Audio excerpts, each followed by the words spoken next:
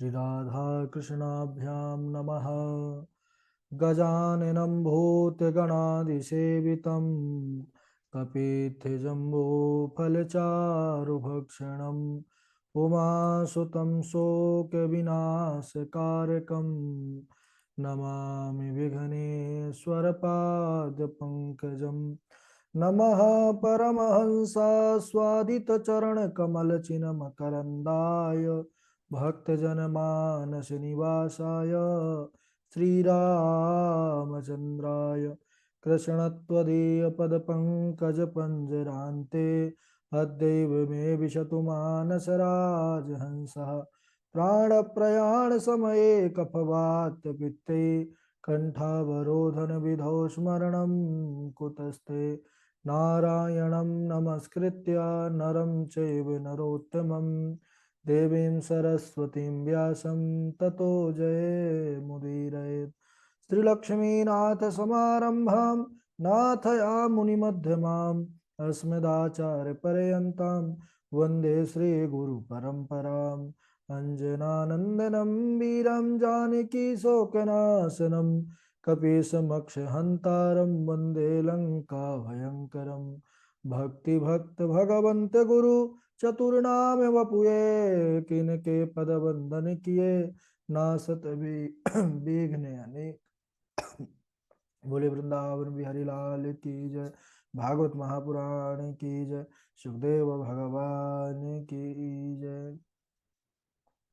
परम मंगलमय परात्पर अखिलेश्वर अचिंत कल्याण गुणगण निधान सर्वेश्वर सर्वाधिपति अकारण करुणा वरुणालय अकारण करुणा कारक सकल जन कल्यशापहारक परात्पर परब्रह्म सच्चिदानंद स्वरूप परमपिता परमात्मा श्री राधा गोविंद सरकार राधा रमण बाधा हरण श्री बांके बिहारी लाल का यह वांगमय शब्द में विग्रह श्रीमद् भागवत महापुराण कोटि कोटि नमन कोटि कोटि प्रणाम इस परम पावन पुराण ग्रंथ पारम हंसों की पावन संहिता को परमाराध्य नंदनंदन यशोदा नंदन व्रज नंदन देवकी नंदन श्याम सुंदर श्री कृष्ण के पाद पद्मों पर कोटसा नमन नतमस्तक वंदन एवं अभिनंदन।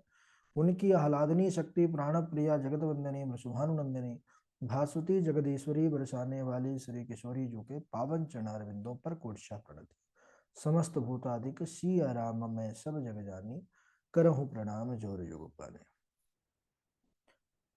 परम हर्षोल्लास का यह सुंदर विषय श्रीमद् भागवत सप्ताह ज्ञान यज्ञ भगवान की पावन कथा। देखिए, दो गंगा ऐसी है जो त्रिभुवन को पावन कर रही है। एक तो है पतित पावनी भागीरथी गंगा जो भगीरथ के द्वारा इस भूतल पर आती हैं, और एक है भागवती गंगा।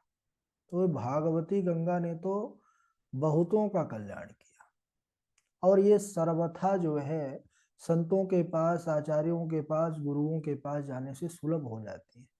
क्योंकि भागीरथी गंगा में जाना है तो जहाँ से वह उनका एक मार्ग है, उनका एक स्थान है जहाँ से वह बहती हुई जाती हैं, जैसे हरिद्वार है, प्रयाग जी हैं।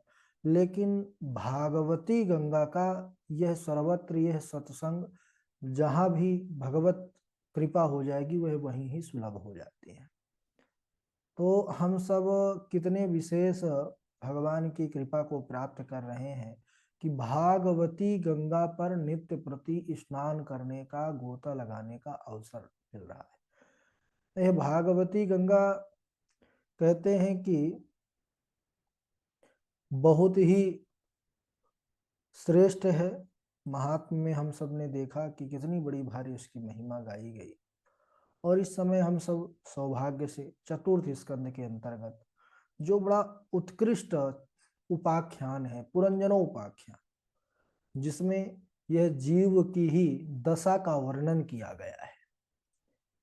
पुरंजन और कोई नहीं, यह जीव ही पुरंजन है। जीव कौन? तो बोले ईश्वर का जो अंश है, ईश्वर अंश जीव अविनाशी, जिसको हम कहते हैं आत्मा। आत्मा का किसी काल में नाश नहीं होता है। तो आत्मा परमात्मा का ही स्वरूप है, और यही आत्मा जब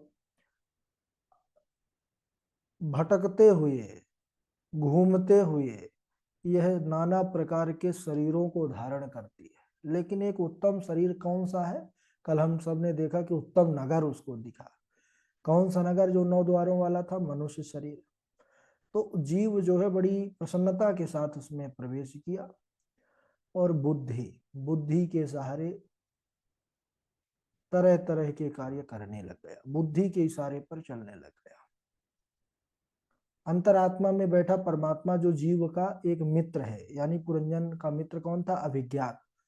तो जो अभिज्ञात है वह परमात्मा है।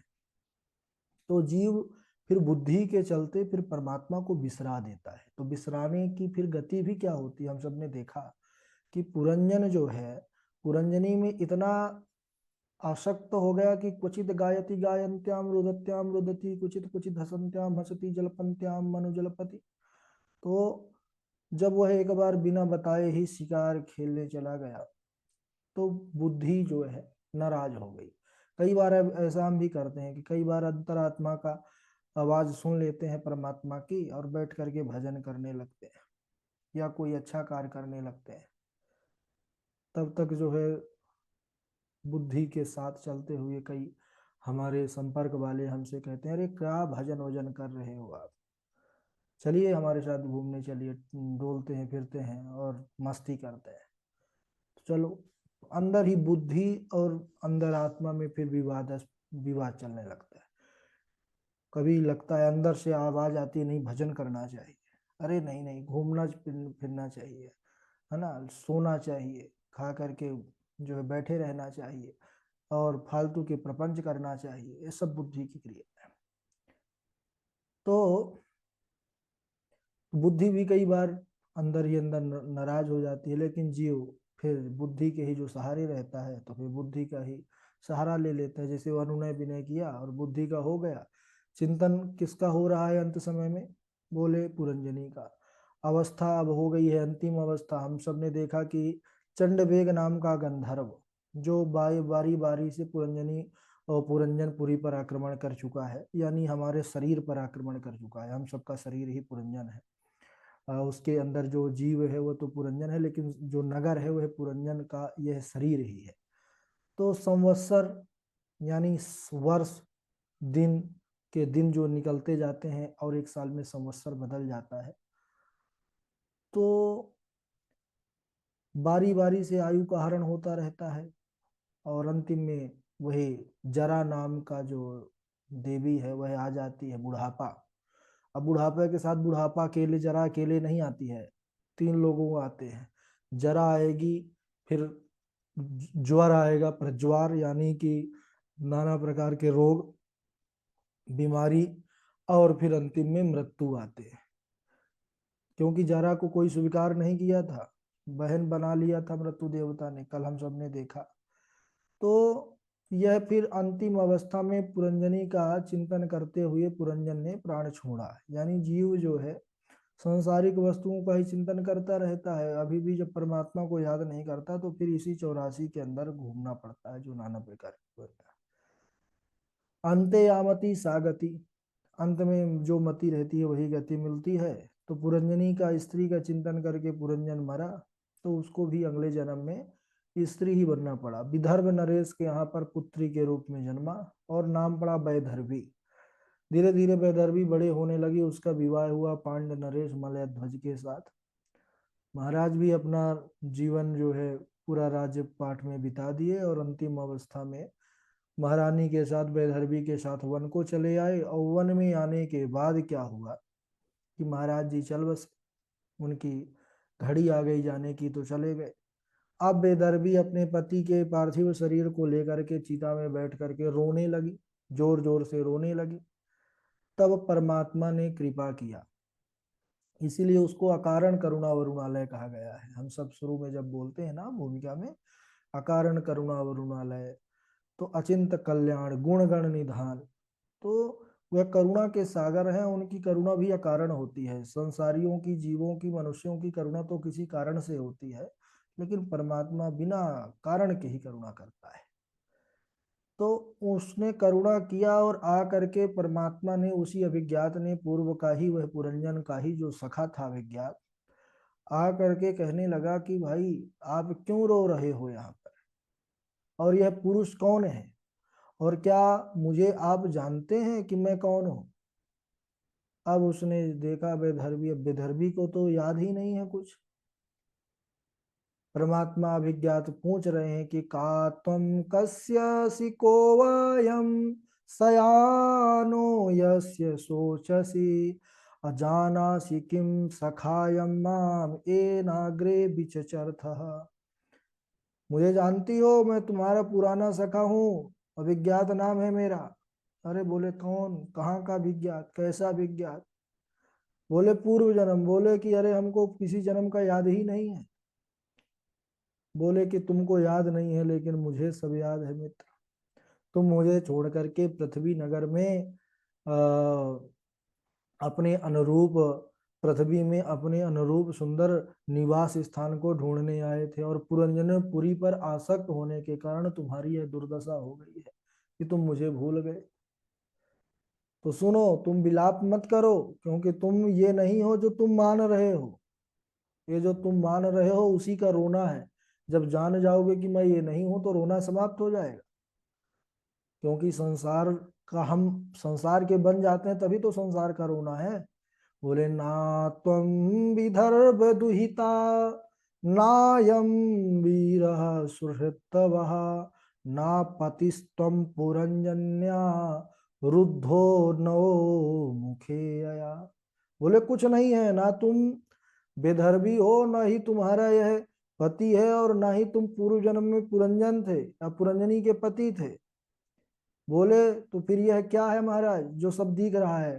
तो भगवान ने कहा, अभिज्ञात ने, कि माया हे सा माया सृष्टा यत्पुमांस स्त्रिया शताम मन्यसे नो भयम तद वै हंसा पश्य वयोरगतिम।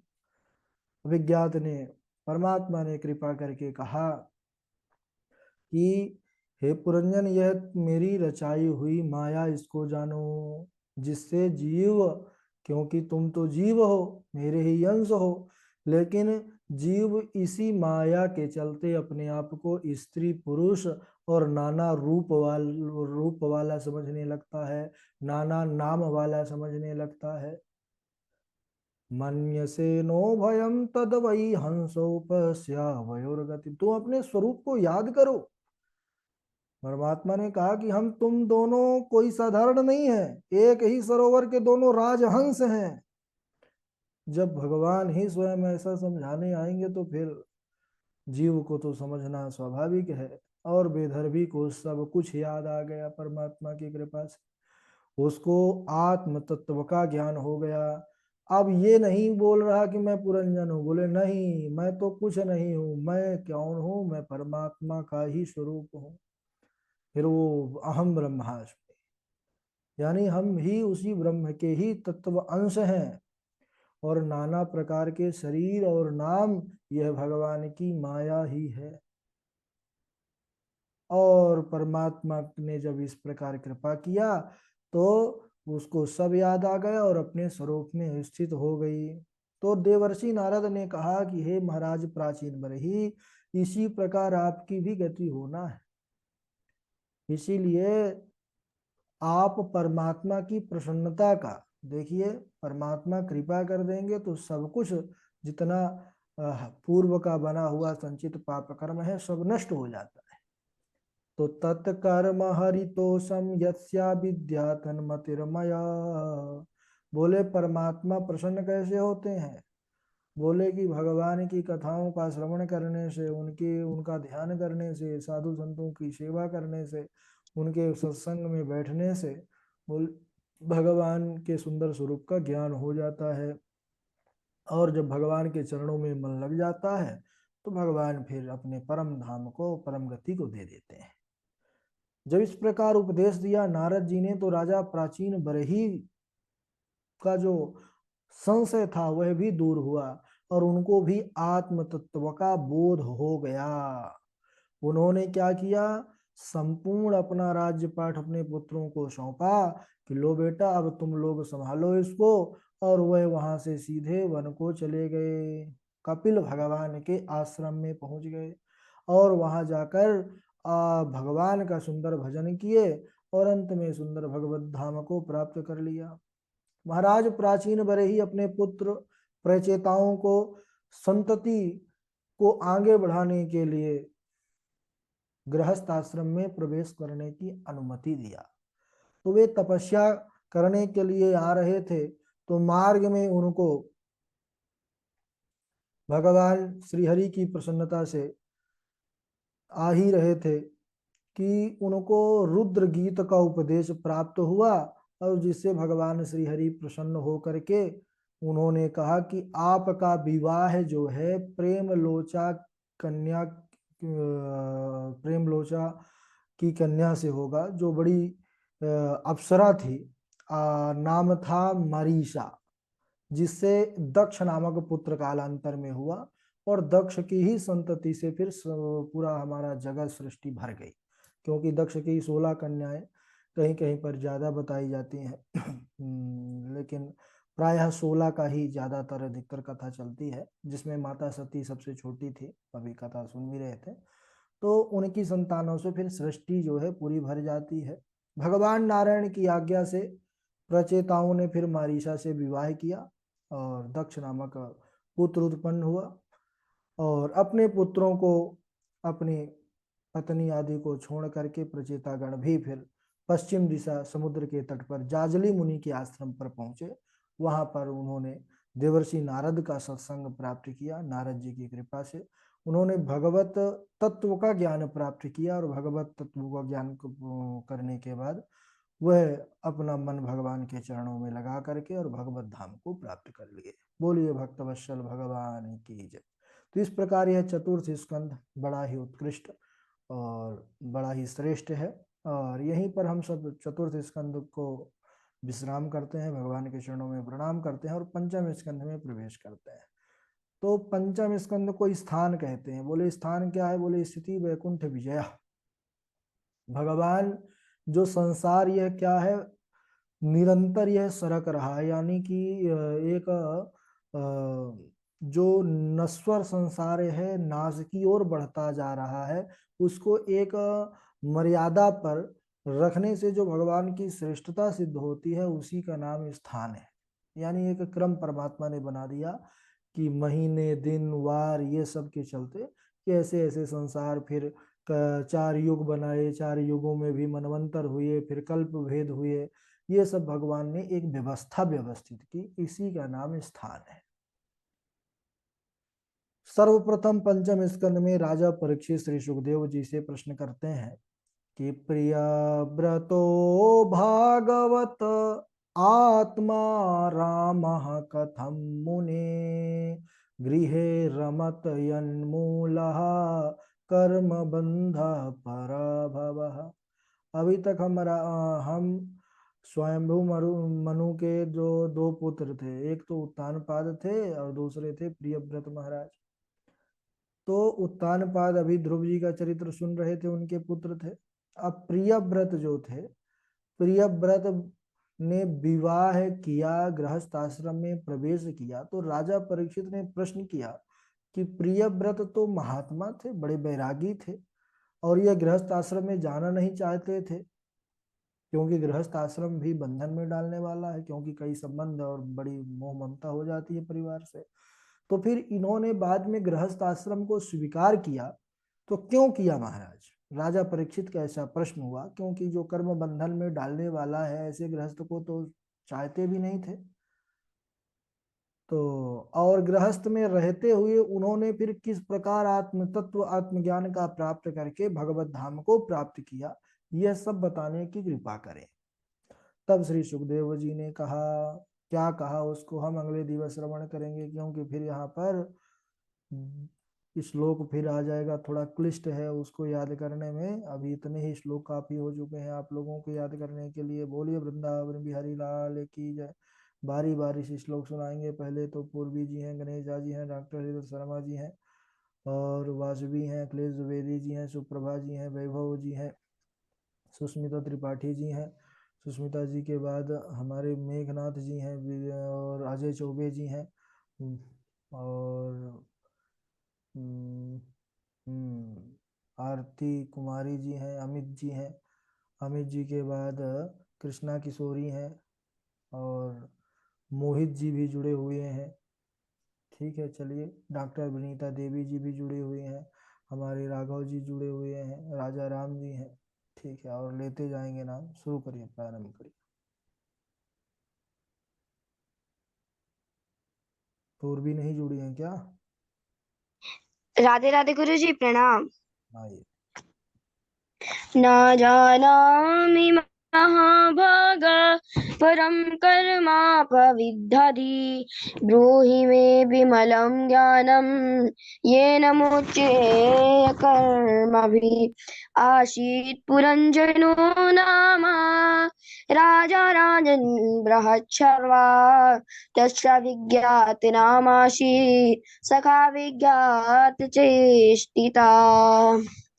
क्वचिद् गायति कान्त्यायां रुद्यतां रुदति सति क्वचित् सिद्धसत्यायां हस्ति जल्पन्त्यानुजल्पति। राधे राधे गुरु।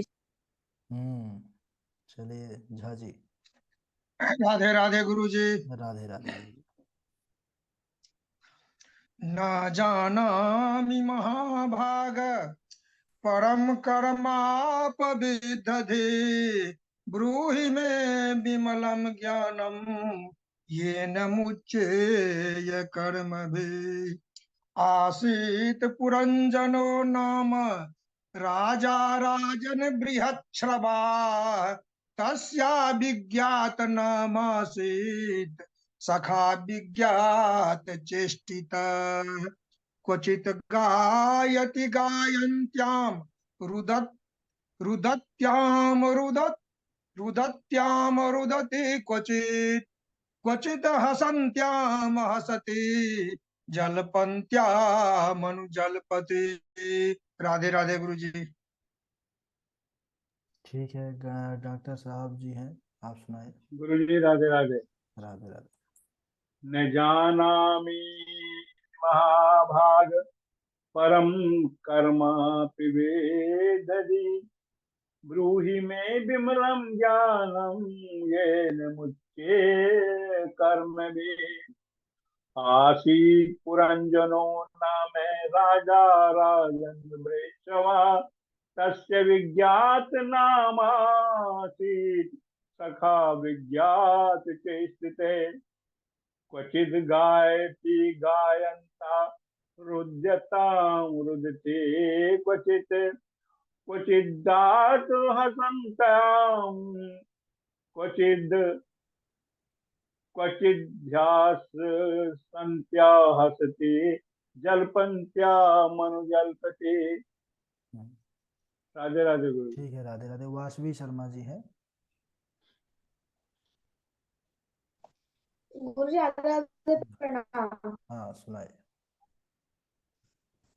नास्ति महाभाग परं कर्मापविदधि ब्रूहि मे विमलं ज्ञानं येन मुच्यते कर्मभिः आसीत् पुरं जनो नाम राजा राजन् बृहच्छवा तस्य विज्ञातनामासीत् सखा विज्ञातचेष्टितः क्वचित् गायति गायत्यां रुदत्यां रुदति क्वचित् दसन्त्यां हसति जल्पत्यामनुजल्पति। Very Radhe good. Radhe guru ji. Very good, बहुत सुंदर। अखिलेश द्विवेदी जी। राधे राधे गुरु जी, प्रणाम। हाँ। न जानामि महाभाग परम कर्म तवेद्दधि ब्रूहि मे विमलं ज्ञानम येन मुच्येय कर्मभिः। राधे राधे। बहुत बढ़िया, राघव जी सुनाएंगे। प्रणम जी। हाँ। आसीत् पुरञ्जनो नाम राजा राजन् बृहच्छ्वा तस्य विज्ञातनामासीत् सखा विज्ञातचेष्टितः क्वचित् गायति गायन्त्यां रुदन्त्यां रुदति क्वचित् सन्त्यां हसति जल्पन्त्यामनुजल्पति। प्रणाम गुरुजी। बहुत बढ़िया। सुप्रभा जी हैं, फिर वैभव है। राधे गुरु जी। हाँ, सुनाइए। अब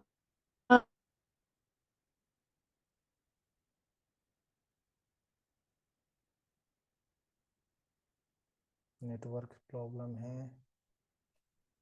सुप्रभा जी, सुप्रभा आवाज नहीं आ रही है आपकी। नहीं तो सुनाते हैं नेटवर्क की थोड़ी प्रॉब्लम है ना। कहाँ? अहमदाबाद गुजरात की यात्रा में है?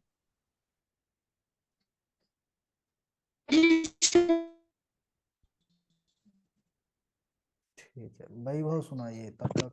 देखिए, जी ओम। हाँ सुप्रभा बोलिए, अब आ रही है क्या? गुरु जी दोबारा सुना रहे। हाँ हाँ, अब आ रही है आवाज, अब सुनाइए।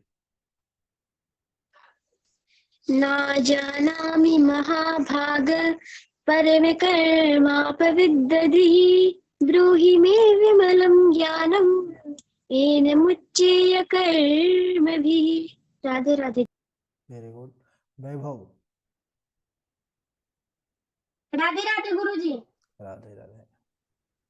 न जानामि महाभाग परम कर्मापविद्दधिः ब्रूहि मे विमलं ज्ञानं येन मुच्येय कर्मभिः। आसीत् पुरञ्जनो नाम राजा राजन्विहच्छ्रवा तस्याभिज्ञातनामानि सखाभिज्ञातचेष्टितं क्वचित् गायति गायन्त्यां रुदत्यां रुदति क्वचित् दशरथां हसति जल्पन्त्यामनुजल्पति।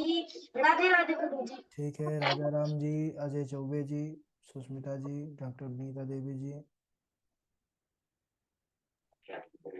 राधे राधे गुरु जी। राधे राधे सुनाइए।